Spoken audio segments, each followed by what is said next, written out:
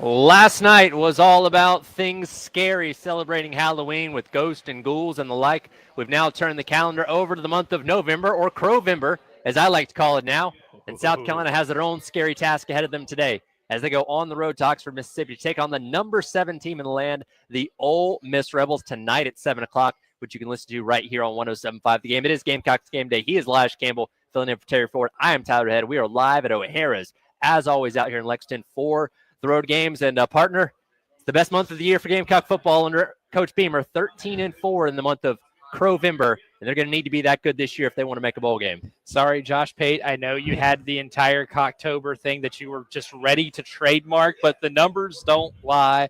Significantly better in November than they have been in October, and now that's its own issue right there, right? You don't want to have to try to rectify all of your mistakes in the season and must-win games in November, especially this November, considering you're starting off this month and a game against a top 10 team on the road. You'll have a bye week and then face another top 10 team on the road before then having 2 games to end the season. Unfortunately for Carolina, they're behind the 8 ball because they're already at 5 losses. 2 losses to those top 10 teams on the road eliminates you from bowl contention. So you're in a spot now where, you're 13-4 in November, and Crowvember is hopefully a thing for this team if they have any desire to play any football after this month.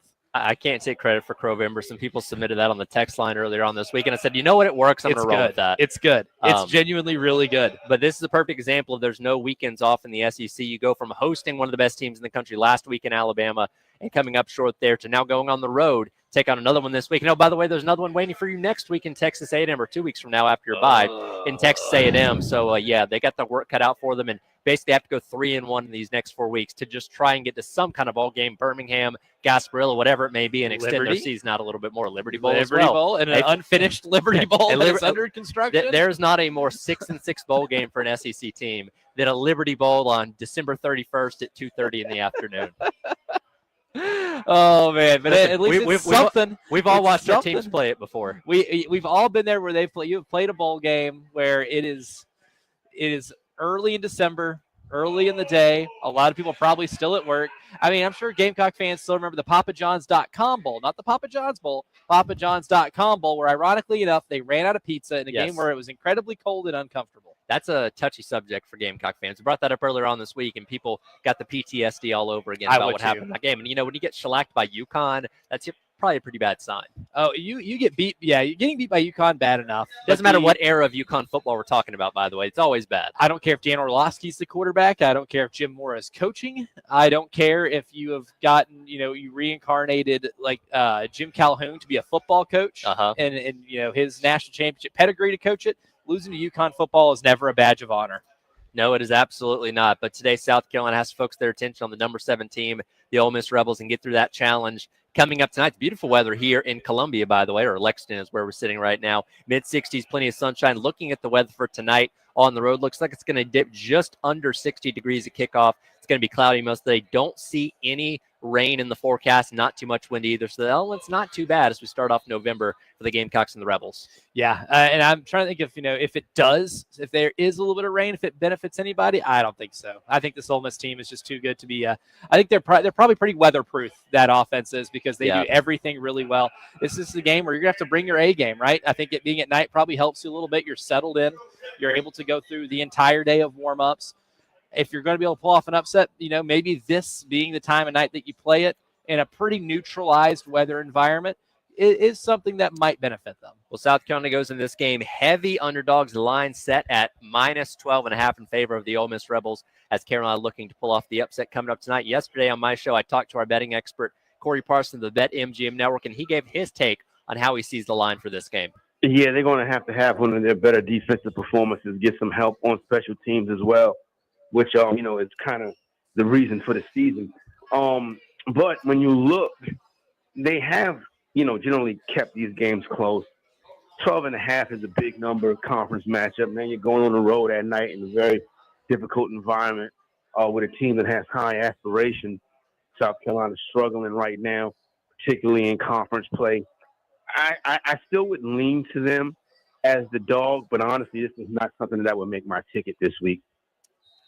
Well, and even if South Carolina covers the spread and doesn't win the game, we're not looking for moral victories here unless you actually have money on the game. We need actual, legitimate wins where South Carolina has more points at the scoreboard at the end of the game than Ole Miss does, because right now that is all that matters to this team. Yeah, I don't think they give out bowl invites to covering the spread. No. And I don't think they counted the win last week, or a win against the spread last week against Alabama. You covered that one, but yeah, that's not really worth a whole lot. Don't bring that up to Coach Beamer in the post-game press conference. I don't think he'd take too kindly to that. Yeah, that's a good way to test his patience, right? Which it's been tested a lot this year. Just ask our guy Jack Beltry. Yeah, that could be the straw that breaks the camel's back. Instead of verbal testiness, we could cross the line into maybe physical violence. Because if I'm a coach and somebody said, "Well, coach, you covered the spread," I'm immediately chucking the microphone at my desk. Yeah, absolutely. And we'll see what the postgame has in store tonight if things don't go right for South Carolina. Anytime you talk about Ole Miss, it always leads with the enigma that is Lane Kiffin, one of the most interesting guys in all of college football. And name that's been in the rumor mill, as always, when the coaching carousel starts to open up. Florida, LSU, Penn State. Everybody wants Lane Kiffin. I don't know if he's going to leave or not, but it is a story once again this year. It is. We posed this as a question earlier in the week as like a choose your own adventure book. So yes. Tyler Head, this is the choose your own adventure book, college football coach edition. You've already made all these decisions up to this point, bailing from the Tennessee job, take the Southern Cal job, which you thought was your dream job. They bailed on you a little early, fired you on the tarmac. You go through this entire career reclamation project from going to be the offensive coordinator at Alabama to being a head coach in Boca Raton at Florida Atlantic in the Conference USA. You finally work your way back to the SEC. You've got Ole Miss in a position right now to do things that they have never done, like go to the college football playoff, play in the SEC championship game in Atlanta. This program has never seen these heights. Like this is their third straight 6-1 start. That has never happened in this program, right? Yep. They will build a statue of you, make you the highest paid coach in college football because they have the resources to be able to do that. Would you want to reset your clock at an LSU or a Florida, especially considering what those two schools have had to do in terms of meddling from state governments and a lot of the issues, especially at Florida, maybe not just state governments, but inside the school itself? I don't think I would. If this is a choose your own adventure book, Tyler Head, I'm going to turn to the page where it says stay at Ole Miss. Yeah, if I had to bet right now, and I'm not a usual bettor myself, but I would think he's going to be coaching the Rebels coming up in 2026. Not as much pressure there. Obviously, got the resources. We heard somewhere in the neighborhood of $30 million worth of NIL investments just to keep him around for next year. Like, why would you leave? That's my thought. And to Ole Miss's credit, this is a school in a poor state that isn't a large populated state where committing $30 million in NIL money to the football team is a massive investment, right? And I don't know if you're getting that type of investment almost anywhere else. Like even at LSU and Florida, schools that have really good donor bases, much larger donor bases, maybe wealthier donor bases, still probably aren't going to give you that, right? Like Ole Miss is willing to make themselves whatever it takes to be a football school. They want the success so badly. They're going to give Lane Kiffin what he wants. And to their credit, they have forked the money over, and it's paid incredible dividends based on what they've done in the, 5 years he's been there. Well, we're going to dive more into Ole Miss as the show goes along. It's going to be a tough challenge for South Carolina regardless tonight. And it gets even tougher when you look at the injury report. We learned earlier on this week that Jaden Sellers is going to be out after having a strong couple weeks filling in for Brian Rowe the other week against Oklahoma when he was suspended. Played pretty nicely against Alabama last week. Don't know exactly what he's dealing with, but he's been on the availability report all week and is listed officially as out, joining Buddy Mack, reserve defensive back, and Casey Henry, who knows probably going to be out for the rest of the season anyway. And last night, surprise of everybody, Dylan Stewart jumps on the availability report as questionable, which is basically about 50-50 as of right now. We get another report about 90 minutes before kickoff, but you want to talk about a big deal if he's not out there for Carolina tonight. Oh, Tyler. Stopping Ole Miss's offense is going to be hard enough because it is genuinely one of the most inevitable offenses that you will face in college football. A game in which your defense can play very well and still surrender 30 points. That's with Dylan Stewart, right? If you can't get to Trinidad Chambliss and you can't make him uncomfortable the way you made Ty Simpson uncomfortable a lot of times in that Alabama game, you're looking at giving up a lot of points, right? And it's a bleak outlook. Dylan Stewart is so vital to what this defense does in terms of getting pressure to the quarterback, and because he helps Brian Thomas Jr. out a lot. Brian Thomas had a fantastic year, but having Dylan Stewart on the other side of that line of scrimmage helps him out a ton in terms of drawing favorable matchups, one-on-ones with a tackle, right? Teams invest a lot of resources to make sure Dylan Stewart isn't eating their quarterback at the end of the day. And if Dylan Stewart's not there, they're able to put their attention to number 46 and Brian Thomas Jr. Dylan Stewart, even if the sack numbers aren't incredibly high, his impact is always felt through every snap of every play. Yeah, and look, you've had other guys in that room that have played well this year. JT Gear, Desmond Zulu have had their moments. Obviously, Brian Thomas Jr. benefits greatly from being on that other side of Dylan Stewart. But if you don't have number 6 out there tonight, I really, really don't like your chances in this one. So fingers crossed that availability report improves. Yeah, and that's the thing. Like he is that big of a game changer, right? Especially in a game where I figure you're going to have to be able to force some turnovers, right? You're going to have to be able to force some turnovers in this game, and one of the ways they've done that this year is by getting to the quarterback, strip sacks. You saw what Vakari Swain did to Ty Simpson. Turnovers are going to be the thing that can maybe help swing this game one way or another. But if you're not able to get that, it's going to be tough sledding for this defense. Dylan Stewart is really the thing for me that needs to be, or really the player for me that needs to step up the most and have a really big game. If he can't play, it's a bleak outlook. We'll take a rewind look at South Carolina's loss last week to Alabama. Coming up next as Gamecocks Game Day rolls along live from O'Hara's out in Lexington. Tyler Head and Elijah Campbell taking you up to network coverage coming up at 4 o'clock here on your Saturday on the Game.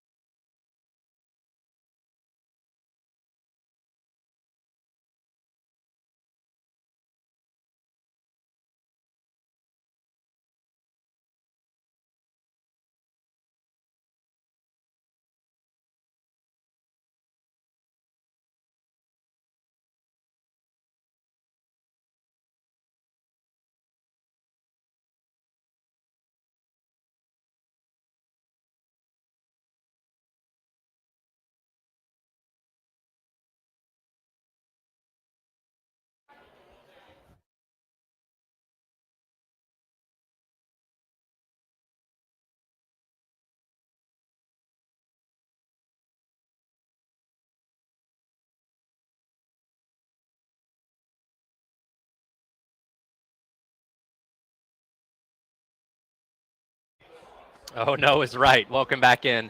It is Gamecocks game day. Tyler Head and Elijah Campbell are live from O'Hara's in Lexington, getting you set for the Gamecocks and the Rebels coming up tonight. Kickoff at 7 o'clock, which you can listen to right here on 107.5 The Game. And we do have to rewind to what happened last week over at Williams-Brice Stadium, where South Carolina fell to the then number 4 team in the country, the Alabama Crimson Tide, 29-22.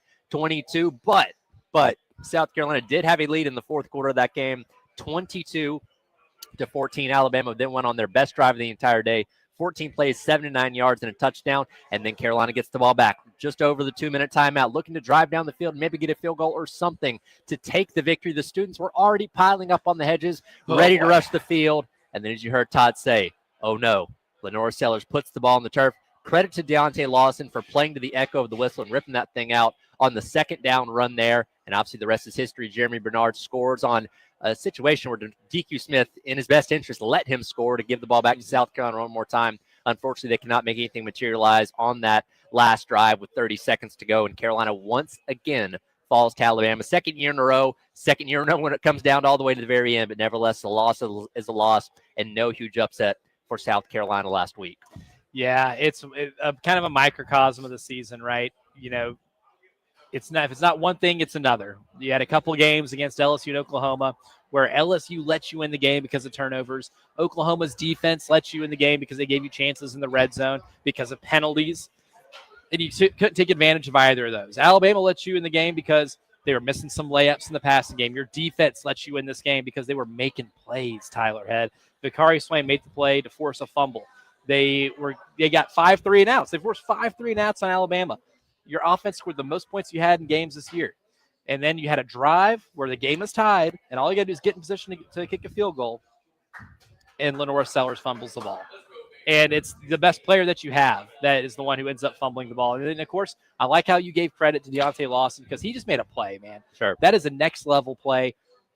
Inches from the ground, he reaches in there, strips the ball out, and that ultimately ended up being the deflating thing because Alabama made enough plays to be able to get back into the end zone. But it's kind of the microcosm of the season. When you think you have a chance to take the game over, you don't end up doing it. Great teams find ways to win games, and unfortunately for the South Carolina team this year, they found ways to lose games, and this was another just different way that they have found to lose the football game. Yeah, not being able to finish, unfortunately, a common theme for this team. You know, you had a lead on Missouri in the fourth quarter. You had 2 opportunities to possess the ball when only down 6 points at that point in time as well. You were only 7 points away from LSU in the fourth quarter before they kicked that last field goal. And, of course, having the lead on Alabama last week. Just kind of a continuing trend with this team, unfortunately. And hopefully you're not in that same position today where you can end up blowing it. And maybe today's the day they finally figure out how to finish things. But last week's going to sting for a while. It is, especially if you look back at the end of the season and you miss out on a bowl game by a game, or you miss out on, anything else. Like, they've already missed out on things that they wanted to accomplish at the beginning of the season. But that was a chance against the number 4 team in the country and against Alabama, the brand of Alabama, right? That would have been a chance to have at least a banner win that we talk about forever, right? Like in the same pantheon of surprising South Carolina wins, like the 2022 Tennessee game. Any of the Clemson wins, right? I mean, you look back on others, the 2019 Georgia game. Mm-hmm. Like, there's so many different games throughout this program's history where even if the season didn't go the way you wanted to, you got to play spoiler. And you got to, when you could, hang your hat on. That really could have been that game. And that's one of the reasons why I don't think it's the most heartbreaking loss for South Carolina in the last 5 years or so, but it's up there, right? It's up there considering you had Alabama beat and everything kind of came together. Yeah. Like if they were talking about like this game like it was a storm, we were in upset watch and we were damn close to upset warning, right? But it just never fully materialized. It slipped out of your hands literally, and then you're sitting here at 3-5 with must wins on the road against 2 top 10 teams. Well, don't just take our word for it. We always talk to our guy Ryan Brewer each and every week to get his take on what happened in the prior week. Terry Ford sat down with him earlier on this week to give his take on the loss to Alabama.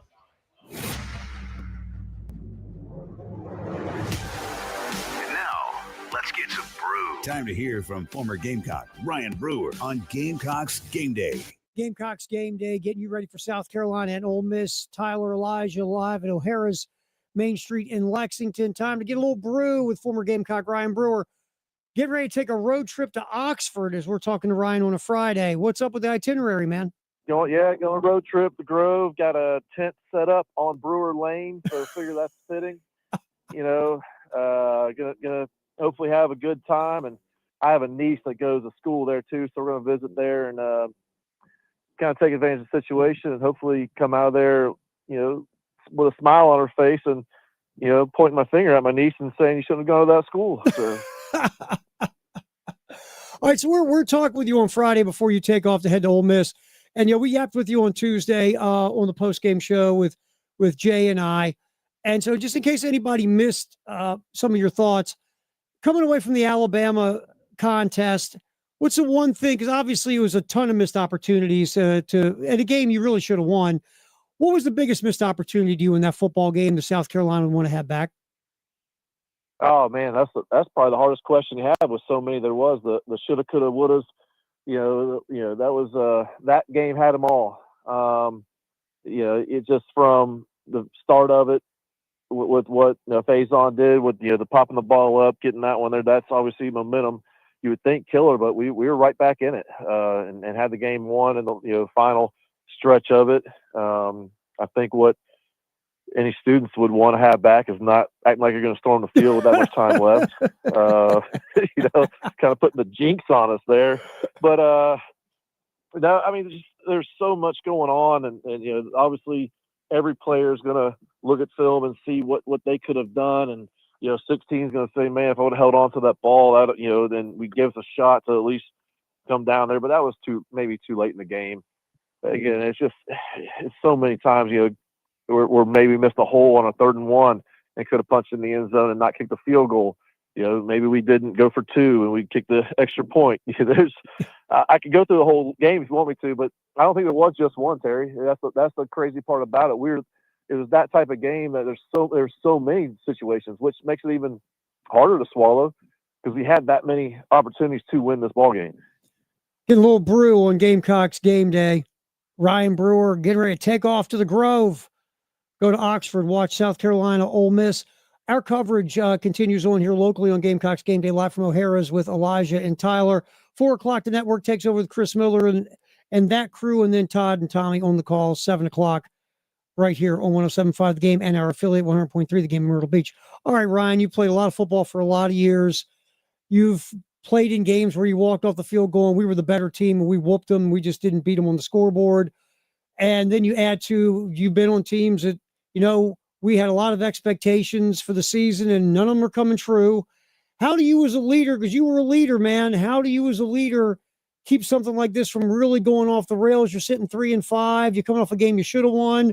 Everybody looked at you as a team that was going to compete for a playoff spot, and now you're just trying to get to a bowl game. Yeah, the biggest thing is what they do the next day in practice. When they came off, watching film, what was the mindset, mentality of it? Even when you got in the locker room after the game, and sit there, yeah, you're going to be pissed. You should be. You can be frustrated. You're allowed to have that moment until it's got to be that night and get it all out of your system. Do whatever you do to get it out of the system. Some people maybe they're going to go have some fun. Maybe they're just going to go and get a workout in, whatever it takes. Just get it out and go from there. And then on the field, the practice field, you go straight back into work. You can't be sulking around. You can't say, woe is me type crap. It's time to go back to work. And as a leader, you got to be the first one on the field, showing the guys out there that you mean business, that this game's the most important one now because it's the one in front of us, and it's time to get back to work. I think I saw some signs of life on that sideline more than I've seen this season with the energy, even with positive and negative plays. Guys were on the sideline talking to each other, finally showing that, hey, maybe we do have some leaders going in there. And that's what it's going to take going to a hostile environment, going away, on the road against Ole Miss. We got to have these guys step up and show that, hey, we are this good. We are a good team. We should have been a top 10 team, and we're right there with a number 4 team. And now we got to battle another one. And let's show them that, this wasn't a fluke, and we come in there and we can get a W.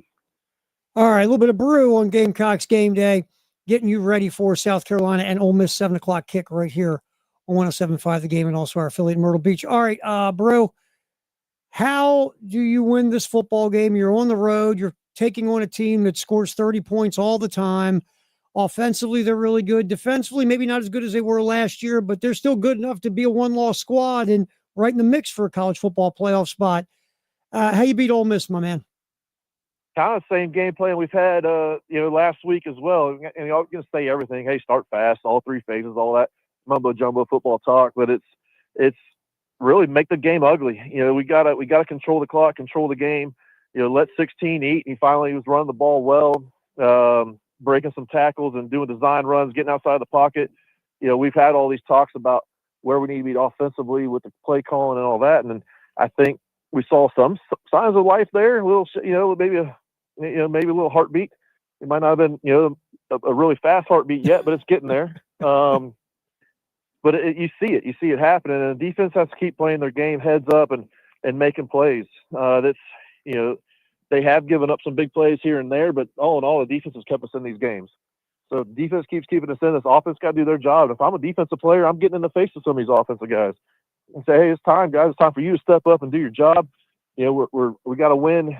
We've been winning most of the time on special teams. We're making some decent plays.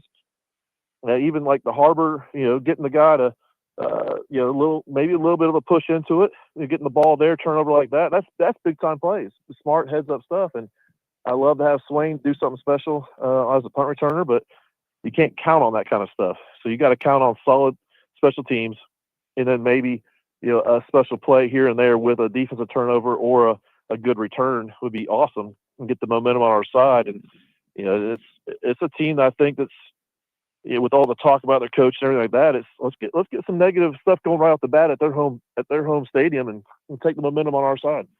All right. By the way, you hanging out on Gamecocks game day. We have a wonderful sponsor, some group named Ryan Brewer Fence. Tell me a little bit about them.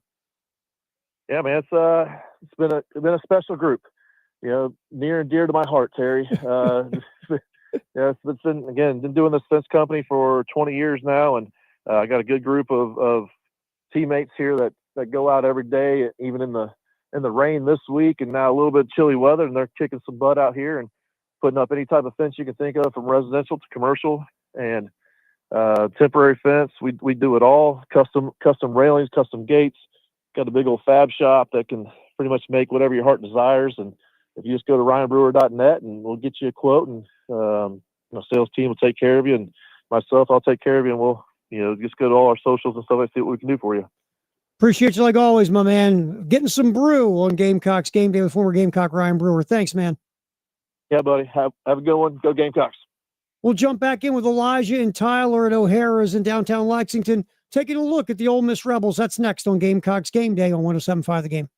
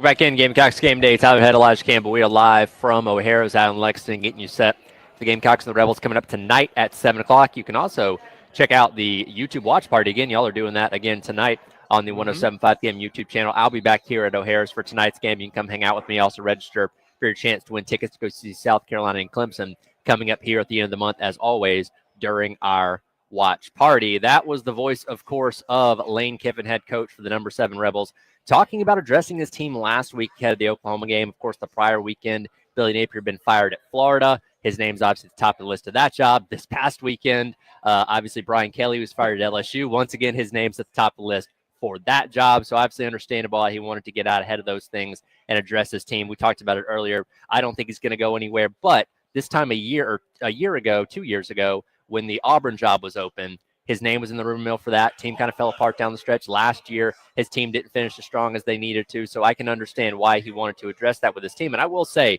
they really impressed me last week by passing that test on the road at Oklahoma, especially after coming off the tough loss to Georgia and that back and forth emotional game there, to go on the road against that stiff defense and not only win the game, they had to come back at the end because they blew a 12-point lead to Oklahoma. Oklahoma takes the lead, and Ole Miss ends up winning the game there in late in the fourth quarter. So they passed that test, and again, we'll see how much the LSU thing plays in the distractions today, but it seems like they're going to be laser focused on the Gamecocks tonight.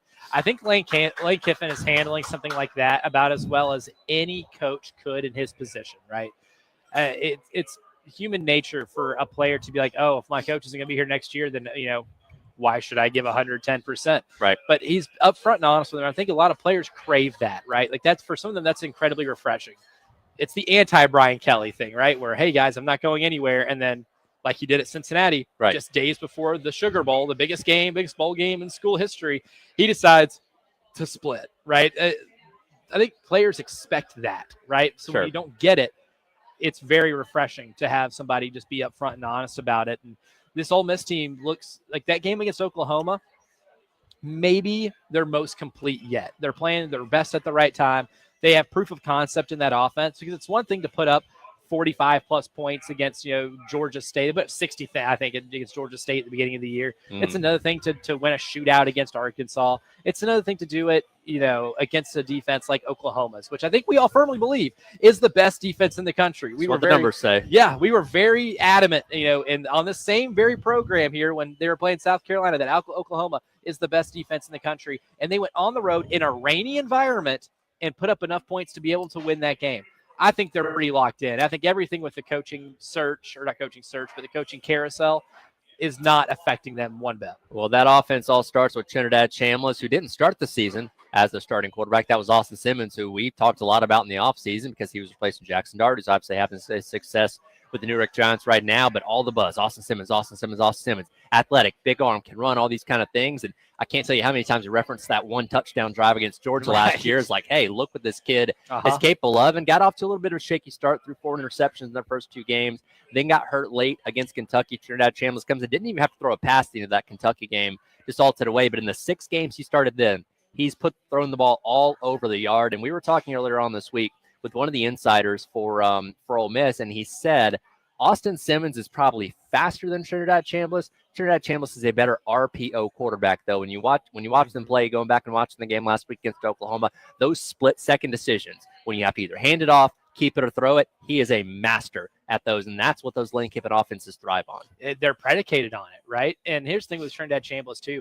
He's a really smart runner, and he makes really good decisions when he's running. He is what I would consider to be one of the more risk-averse RPO quarterbacks. He doesn't really put the ball in harm's way a ton, and that's the thing with Austin Simmons that you mentioned. He had those 4 interceptions in the first 2 games of the season. He wasn't making really good decisions with the ball. When you watch that Kentucky game, the interceptions that Simmons threw were in zone coverages where he didn't read where a safety was coming from, and he puts the ball in harm's way because he just couldn't anticipate the throws being open. Chambliss does that a whole lot better on the RPO because he is such a good threat to run, just like Simmons is. Teams are going to kind of crash in on the box a little bit. And having a running back in Kwan Lacey, too, that also makes teams pay is a RPO quarterback's best friend when you can trust the running back that you're handing the ball off to. Yeah. But in terms of guys in the country who make that decision at the mesh point, better than anybody else. Like Trinidad Chambliss is that guy. And that's one of the reasons why this offense is so deadly, because there's 3 different things you have to account for. And having the weapons on the outside and at tight end, where Daquan Wright's having maybe one of the best seasons of anybody in the SEC in terms of catching passes. That team is so well equipped to run that specific offense, and it starts with Chambliss. And that's the thing that really stands out to me when you look at their pass catchers. 4 wide receivers. You have Daquan Wright, the tight end, and you have Kawan Lacey, the running back. All 4 or 6 of those guys have 18 or more receptions on this year. Nobody's really kind of stood out as the leader of that group. Trey Wallace, their best overall wide receivers numbers-wise, but they are evenly distributing the ball all over the field. Yeah. Different types of guys, different types of positions, that it's hard to account for all those kind of guys. Yeah, I think when we were touting Alabama's versatility in the passing game, it was, oh, wow, they have 3 guys with 20-plus catches, right? And they all line up on different spots of the field. Well, for Ole Miss, it's 5 guys with 20-plus catches, 5 guys with at least 35 targets, right? Yep. So it's not just that they're catching the ball. They have a bunch of guys that the ball can go to anywhere at any given time, and that's kind of my true definition of balance. A lot of old head coaches would tell you that, hey, balance is running the ball half the time, throwing the ball half the time with reasonable success at both. But to me, true balance is more like the Mike Leach perspective of balance, where you can have anybody on the field burn you at any given time, right? Like this offense is, rated E for everyone, because everyone in this offense is a threat to pick up a first down or beat you over the top with an explosive play. Well, in scouting this team this week, one thing that really stood out to me was Kawan Lacey, the running back, 696 yards on the ground, 12 touchdowns, averaging about just under 3 yards per carry against quality SEC opponents, but 58 missed forced tackles on the season, 10th in FBS. Sounds a lot like Ahmad Hardy, who South Carolina had a big time or a big trouble tackling a few weeks ago on the road at Missouri. Yeah, that's the thing with him. He's got 2+ games this year with double-digit broken tackles. And against Oklahoma, which, again, we have praised that Oklahoma defense all year long, and rightfully so. The numbers do not lie to you. You watch Oklahoma's defense, you know how good they are. He broke 9 tackles. He almost went for double-digit missed tackles forced against Oklahoma. He's the real deal. And sometimes there will be a lot of run stuffs. They will run the ball sometimes where he is stopped at the line of scrimmage. But whenever he breaks open a play, he has the potential to take any play deep. He did that against Oklahoma on a play. And a lot of that is a byproduct of this Ole Miss offensive line. When I went back and watched all the plays from the Georgia and Oklahoma games for Ole Miss, one thing I noticed was Ole Miss's offensive line won at the line of scrimmage in run blocking with regularity against Georgia's defensive front, which even in a down year, in terms of what they are defensively, is always going to be really good. High ceiling or high floor defense. Against Oklahoma, obviously an elite defensive line. And that Ole Miss offensive line just moved them up and down the field, created holes, did everything that you want your offensive line unit to do. Ole Miss, maybe the most underrated part of that rushing attack, as good as Kawan Lacey is that run blocking unit. On the flip side of things, their defense actually reminds me a lot of Alabama. They're not really phenomenal at anything. They're about middle of the pack when it comes to pass yards per game allowed, towards the bottom of the league when it comes to rush yards per game allowed, much like it was against Alabama last week. One interesting thing, they don't have a lot of sacks, 13 total on the season, but they come in bunches. 3 against Kentucky, 4 against Washington State, 3 against Oklahoma last week. So when they have a day, they have a day. And they have a lot of very capable pass rushers, guys like Prince Will Umanmielen, Princely's younger brother, Centarian Perkins, Will Ackles, Cam Franklin, guys like that can get pressure on you. And again, when they're having a day, they're having a day. And we hope that's not the case tonight. That's the thing with Ole Miss, is that this team is proof that sometimes the sack number can be a little misleading. Now, in terms of percentage of pressures, they're definitely down this year. But when they do get pressures, oftentimes they will get to sacks. So this is a team that last year, Tyler, Ole Miss's defense was top 5 in the country in forcing negative plays. They're outside the top 100 this year, right? It's maybe a more conservative defense, but Perkins on any given night can have 3 or 4 sacks, right? Prince Will Umanmielen can get in the backfield. He forced a safety in that Oklahoma game during the run stop. So while they don't have the same explosiveness as last year's defensive line did, Walter Nolan ain't walking through that door, but they are still pretty opportunistic enough to be able to turn a game on its head, even if they're not getting in the backfield more than 30% of the time. And they're also very efficient when it comes to special teams. Lucas Carnerio, their field goal kicker, 16 of 18 on the season, perfect from 39 and under, 4 of 5 between 40 and 49 yards, and 1 of 2 from 50 plus. And that's probably a reason why Lane Kiffin's not felt quite as compelled to go for it on 4th down as much this year. Yeah, what's Lane Kiffin's MO? Be aggressive. Go for it on 4th down. Make teams have to score touchdowns to beat you. But this year, we've seen a dramatic change in his philosophy, because he's got a kicker that's a guaranteed 3 points. I think one of the biggest logical fallacies for me in college football when you're debating fourth down decisions, when people say, take the points, that's the assumption that the field goal is going to be good if you elect to kick it. Right. I've watched enough college football. You have watched enough college football. We have all watched enough college football to know college kickers are not automatic. But that guy is as close as it gets in this league. Yeah, and obviously South Carolina has their own struggles when it comes to kicking, which we'll get to coming up in just a moment. We take a look at South Carolina's offense, defense, and special teams as Gamecocks Game Day live from O'Hara's out in Lexington rolls along, getting you set for South Carolina and Ole Miss coming up tonight at 7 here on the game.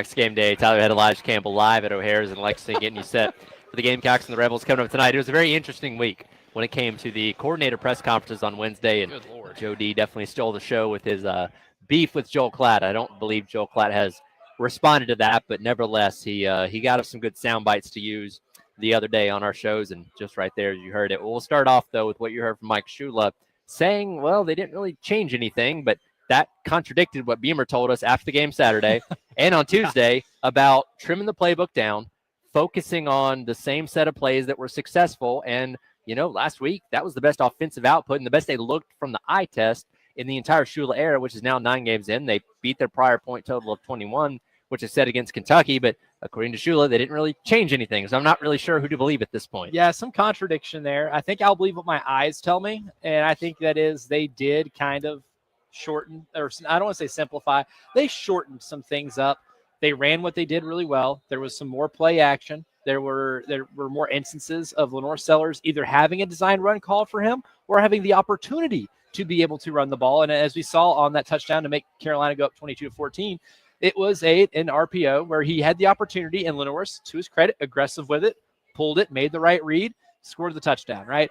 I think there was a kind of a shortening of the playbook. They did go more up tempo in that game too, so there were some adjustments. It definitely was not a this is the same thing we've done all year type game. I do not buy. I don't know what purpose he was trying to make by saying that, but for some reason he did. But I'll believe what my eyes tell me and what Shane Beamer tells me in this instance. Regardless of how they got there, hopefully it's a sign of things to come, because they're definitely going to need the offense to score a lot of points, especially in these next 2 weeks. You go up against high-octane offenses like Ole Miss and then Texas A&M coming up in 2 weeks. Again, like you said, Sellers more involved in the run game last week, which is what we've been clamoring for this entire year. They did a lot of the short stuff really well last week too, and that's something we've seen a lot in the opening script of games. Like they'll dink and dunk down the field in the opening drive and they kind of get away from it for the rest of the game. And I thought them sticking with that consistently throughout the day on Saturday against Alabama was one of the more positive things I saw from that offense. Because you know why that's a positive thing? It opened up what happened later in the game and early in the second half, right?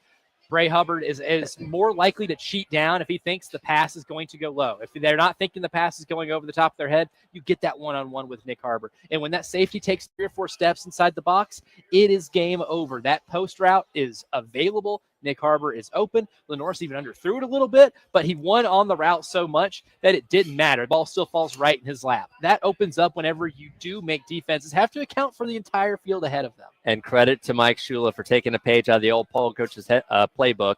After the other team turns the ball over, you take a shot, and it worked last week for Nick Harbor. Oh, I love that. I love aggressive play calling, right? And I think we have not seen a ton of aggressive play calling this year. At this point in the season, it's not like you have a ton to lose, right? I mean, there's a lot on the line because you obviously want to be playing in a bowl game. You don't want to miss out on bowl revenue and all that kind of stuff. But at the same time, you're going to be in games where there's not much to lose. And playing like you don't have much to lose and playing a little more freely and taking those shots and being more aggressive would probably behoove you, especially if you get into a game like this. And if it's a close game at halftime, it's a 1-possession game in the fourth quarter. There might be a little lemon booty element here with what Ole Miss has, considering what Ole Miss has done the last couple of years in terms of losing games they shouldn't, which keeps them out of college football playoff discussions. Maybe being aggressive in that situation and taking advantage of another team's, tightness is the way to go. On the other side of things, when it comes to defense, strong performance from them last week. They only surrendered the offense surrendered one of those touchdowns that Alabama scored, and then obviously DQ Smith allowed Jeremy Bernard to score that other touchdown, but they forced 5 3-and-outs and 11 Alabama drives last week. Hopefully that carries over to this week as well. But one thing they did really well last week was defending deep balls. Ty Simpson only 1 of 8 on throws deeper than 20 yards, and you're going up against a very good deep ball thrower in Trinidad Chan, almost 55% on throws down the field, 9th best in the FBS for qualified quarterbacks. So they're going to be taking some shots tonight, and you're going to need Bakari Swain. You're going to need Jalen Kilgore, those guys to have that same kind of performance today against this very talented wide receiver core for Ole Miss. Trinidad Chambliss, according to Pro Football Focus, has 15 big-time throws. And that's essentially like they're looking for throws that throw somebody open or they're in a tight window, right? They're throws that like your average quarterback won't make. That's kind of the thought process behind grading those. He's got 15 of those this year.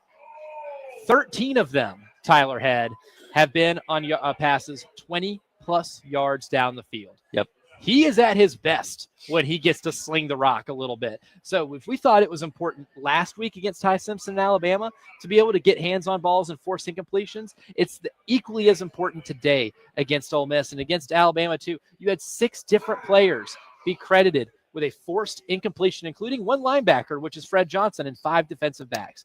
Same effort will be needed today. And it's worth mentioning again, we don't know the status of Dylan Stewart going to this game. Let's just we get one more availability report for the game coming up tonight. But again, you're kind of in that 50-50 range as of right now. And obviously, he is a big key to South Carolina's defense when it comes to getting pressures on quarterbacks, dictating where some of that attention goes. And we'll see what happens if they're not able to play with him coming up tonight and how that affects how they get after Trinidad Chambliss.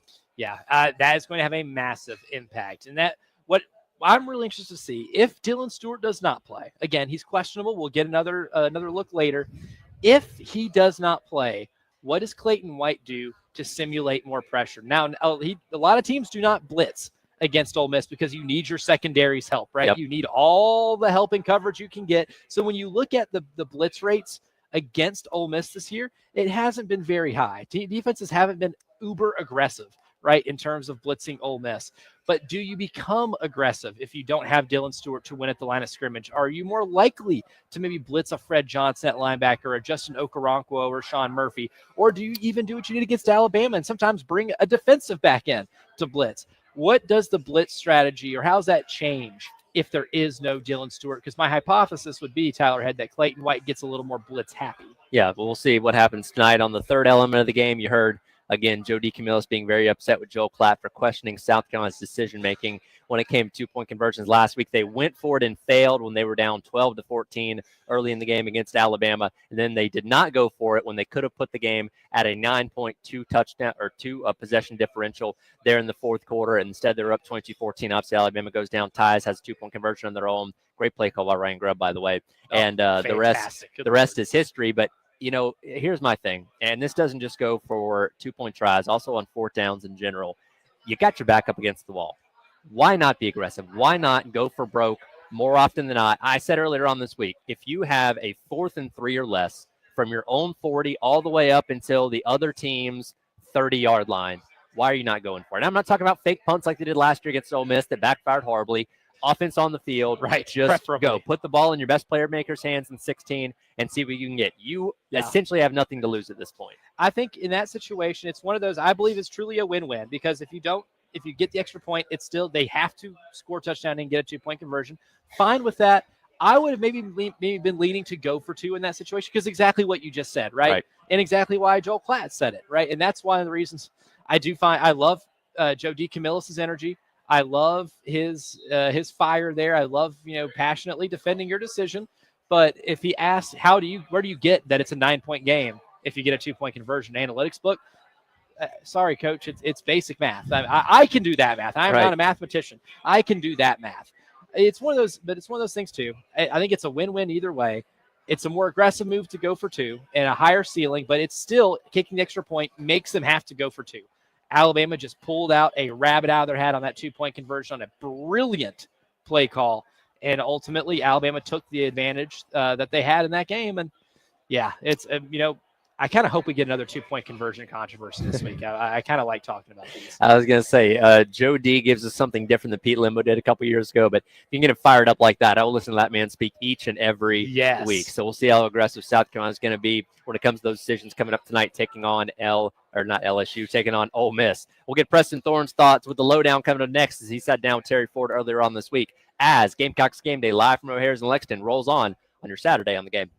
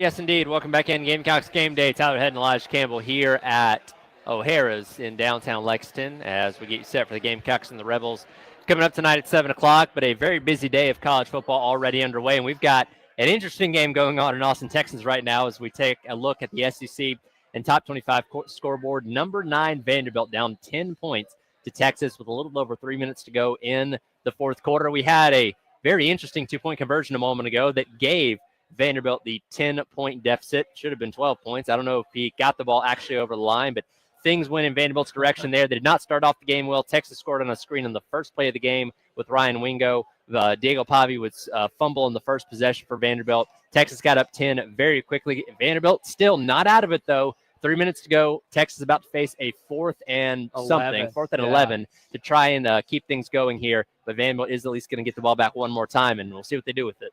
Yeah, I mean, it was 34-10. I mean, Texas got up big. Vanderbilt gets a big touchdown run from Pavia, goes for 2, didn't get it, got the ball back after a missed field goal from Texas. They connect to Eli Stowers on like a 70-something yard passing touchdown. Then they got that, what I would consider to be a very controversial 2-point conversion.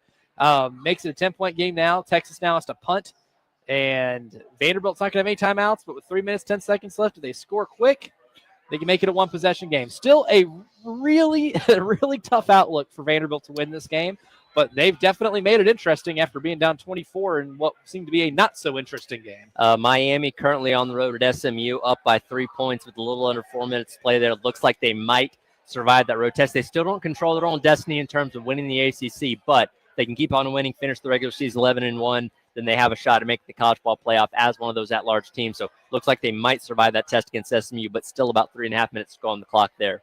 Yeah, Kevin Jennings for SMU, not running the ball as much this year as he did last year, throwing the ball incredibly well. And this is a game that Miami cannot lose. They lose this game, it's ACC title or bust. I think all the good stuff they did this year might be eliminated when it comes to college football playoff at-large hopes. I mean, they have, like, the win against Notre Dame is really big. It's a great win.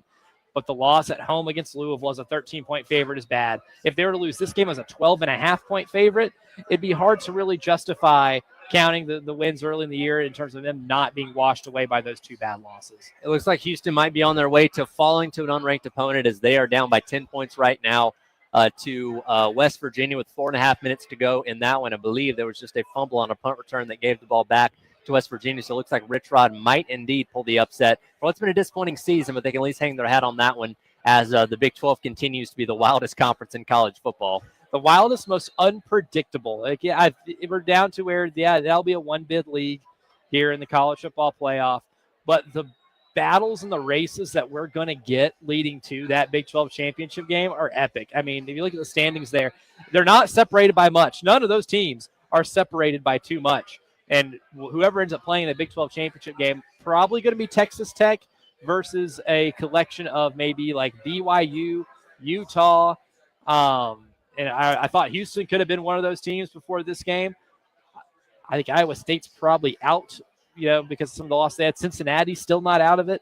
There's a lot of interesting combinations we can get for that Big 12 title game. And how, as close as all those teams are, those top 6 or 7, that might end up being the most competitive conference title game we get in the first Saturday in December. Well, as wide open as the Big 12 seems pretty open and shut right now that Ohio State and Indiana are going to meet for the Big 10 championship coming up here in a month's time. Ohio State taking care of Penn State earlier on this afternoon, 38-14. This was supposed to be like a top 3 matchup before the season started. Of course, Penn State now on a 4-game losing streak since James Franklin was fired a couple weeks ago, and Ohio State keeps on rolling 38-14. Julian Sayin, 316 yards, 4 touchdowns, and we saw maybe the most impressive touchdown of Jeremiah Smith's career so far with a bobbled pass that he kind of one-handed right there on the goal line, brought in and scored a touchdown there as he continues to be truly the most unbelievable receiver in college football. Yeah, when you say maybe the most remarkable catch of Jeremiah Smith's career, he's only played college football for a little over a year and a half, and that's already a remarkable feat. That ball gets tipped up in the air, and it's essentially a jump ball between Jeremiah Smith and 3 Penn State defenders, and he just went up and got it. That's one of the remarkable things about him. He will just go up and get it. If you're Ohio State, as good as all their weapons on offense are, and as really well as Julian Sayin has played this year. Sometimes their best offense is, hey, let number 4 run down the field and chuck it up to him, and he's going to go get it. And that's the type of receiver that Jeremiah Smith is. Looking elsewhere in the SEC, coming up here in about 15 minutes, the world's largest outdoor cocktail party. I will call it no other name but that, between Georgia and Florida down there in Jacksonville, gets rolling. Of course, this is the first time we've seen the Florida Gators since firing Billy Napier 2 weeks ago, coming off of their win, funny enough, against Mississippi State. They now turn that reins over to another Billy and Billy Gonzalez, who's going to be the interim coach to close out the season. And I'm so interested to see the level of care these players have, because that's one thing you can say about Billy Napier. He never lost the team. Even when they had some rough stretches and his seat was scorching hot, those guys played exceptionally hard for him. I'm interested to see what kind of effort they give today against the number 5 team, Georgia. I've never really thought about that until you kind of mentioned it. Like, they really have done a good job of at least not quitting on seasons, right? Last year, they were incredibly disappointing early in the season, lost some games early, gave Georgia everything they could handle, and by the end of the season, they were pulling off some big wins, including one against Ole Miss at home, in a game that I thought Ole Miss was going to win by a few touchdowns, and one that Ole Miss really needed to get in the college football playoff.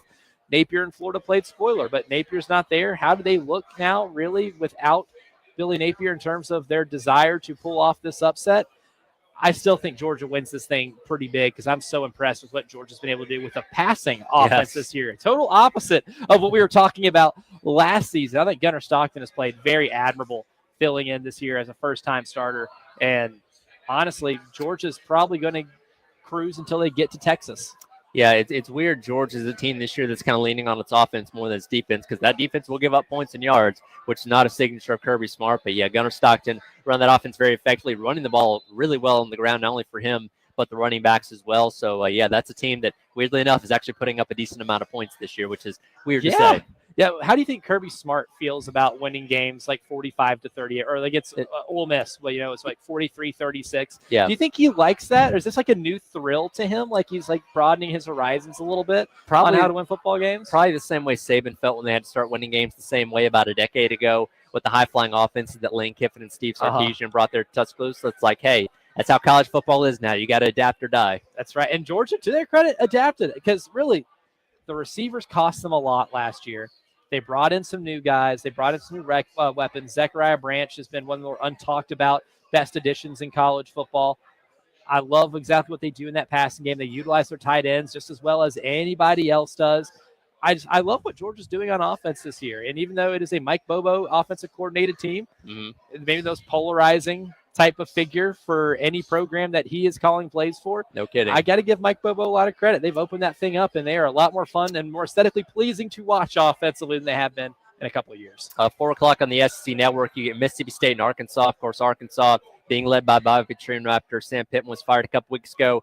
Mississippi State truly having a tale of two seasons. They started off the year 4-0, had an upset win over Arizona State at home in the second game of the regular season. They've lost 4 straight, 3 of those in heartbreaking fashion to Tennessee, Florida, and Texas. I thought that we were in line for maybe a team that could win anywhere between 7 and 8 games this year. They're going to be looking to make a bowl game at this point, because they still have Georgia, Missouri, and Ole Miss to come after Arkansas, so they desperately need this win today. They do. And it's not like Mississippi State has gone on to those really good teams that we mentioned, between Tennessee, Texas, Florida, and have just gotten their doors blown off. Tennessee and Texas were overtime games, both of them. Florida was a 2-point loss, right, on the road in the swamp. Like, they've played admirably, and that's why I think the dam has to break eventually for them. They're on a historic losing streak in the SEC. At being 2-10 last year, they did not win a single SEC game, so looking for win number 1 in the league this year. I think they get it today, just because Arkansas's defense is laughably poor. I think Jeff Lebby and what they do offensively will spread them out a little bit. It has to end eventually, so why not give them the chance to say they win it today? I'm leaning Mississippi State. Tonight, one of the marquee matchups of the weekend, Oklahoma taking on Tennessee, 7:30 on ABC. A true playoff eliminator. Both these teams come in 6-2 and outside of the top 12 as of right now. Oklahoma's got even more tough games coming after this. Tennessee has a few themselves, and we feel like the loser of this game would at best be 9-3 and probably not going to have the best chances to make the college ball playoff at that point. So a pivotal moment for both teams here. Yeah, this is definitely a loser leaves town type game, right? Tennessee doesn't have any marquee wins either. That's like their big thing. Like they've done a good job to get to 6-2. Sure. They passed the eye test. I mean, they throw the ball across the yard. The loss to Georgia was one they firmly believe they should have won. And I don't completely disagree. Yep. They let that one slip. Alabama, they let it slip at the end of the first half when they had essentially what would be considered a 14-point swing on one play that really changed the course of that game. They know they're right there, but if you look at the wins this year, none of them have aged particularly well.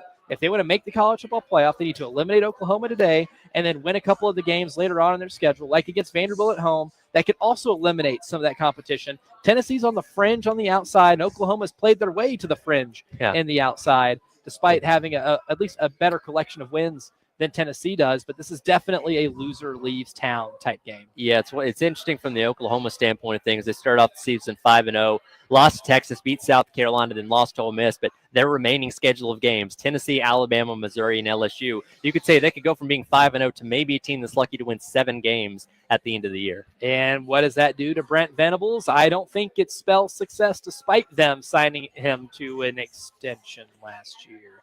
In a year where everybody's buying out coaches, why can't Oklahoma join that club? Those conversations get very uncomfortable if they end the season at 7-5. And again, big game for them coming up tonight to try and get themselves back on track and keep their hopes for the college football playoff alive. We will come back and we will wrap things up here from O'Hara's. We'll talk to our guy Jack Beltry on the scene out there in Oxford, get some keys to the game and our final thoughts and predictions as well as Gamecocks Game Day live from O'Hara's out in Lexington rolls on your Saturday on the Game.